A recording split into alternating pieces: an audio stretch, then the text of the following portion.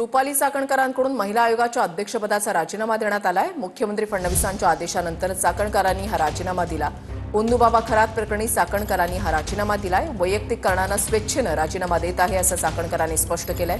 राजीनामा देताना स्वेच्छेने देत असल्याचं चाकणकरांनी स्पष्ट केलेलं आहे। ओंदूबाबा अशोक खरात प्रकरणात चौफेर टीका झाल्यानंतर अखेर रुपाली चाकणकरांनी महिला आयोगाच्या अध्यक्षपदाचा राजीनामा दिलाय। मुख्यमंत्री देवेंद्र फडणवीसांनी तातडीने राजीनामा देण्याचे आदेश दिल्यानंतर रुपाली चाकणकरांनी उपमुख्यमंत्री सुनेत्रा पवारांकडे आपला राजीनामा सुपूर्द केलाय।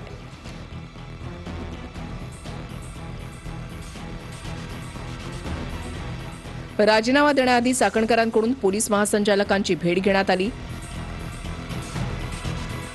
पोलीस महासंचालकांना भेटून चाकणकरांनी चौकशीचे आदेश दिले। यानंतर चाकणकरांकडून मुख्यमंत्री फडणवीसांची भेट घेण्यात आली। फडणवीसांचे चाकणकरांना तातडीने राजीनामा देण्याचे आदेश। फडणवीसांच्या आदेशानंतर डीसीएम सुनेत्रा पवारांच्या भेटीला सुनेत्रा पवार चाकणकर यांच्यामध्ये 20 ते 25 मिनिटं चर्चा झाली। यानंतर चाकणकरांकडून सुनेत्रा पवारांकडे राजीनामा सुपूर्द करण्यात आला आहे। रुपाली चाकणकरांनी आपल्या राजीनामा पत्रामध्ये काय म्हटलेलं आहे तेही पाहूया।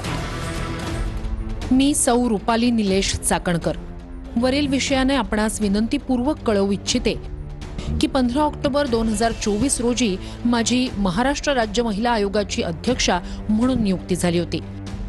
माझ्या वैयक्तिक कारणाने मी स्वेच्छेने सदर पदाचा राजीनामा या पत्राद्वारे आपणास सादर करत आहे।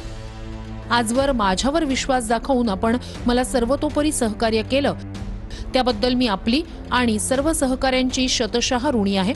भविष्यातही आपले सहकार्य राहील असा मला विश्वास आहे।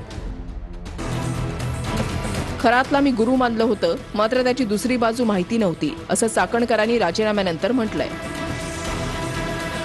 समाजामध्ये आपण आयुष्य जगत असताना कोणाला ना कोणाला गुरु मानत असतो। खरात पती पत्नीला माझ्या परिवाराने गुरु मानलं, आम्ही गुरु मानलं।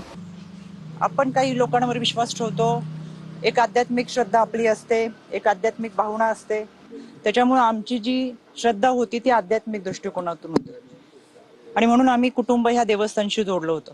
पण त्याची दुसरी जी बाजू आहे ती कधी आमच्या समोर आली नाही, काही माहीत असायचं कारण नाही।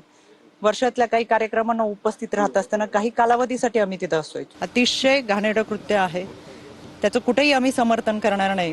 पोलिसांनी त्याचा सखोल तपास करावा, आरोपीवर कठोर कारवाई करावी ही मागणी आम्ही महासंचालक असेल, आदरणीय वहिनी असतील, आदरणीय देवेंद्रजी फडणवीस असतील यांच्याकडे केलेली आहे। ओंदूबाबा खरात प्रकरणाचे धागेदोरे थेट राज्य महिला आयोगापर्यंत पोहोचल्यानं रुपाली चाकणकर वादाच्या भोवऱ्यात सापडल्या।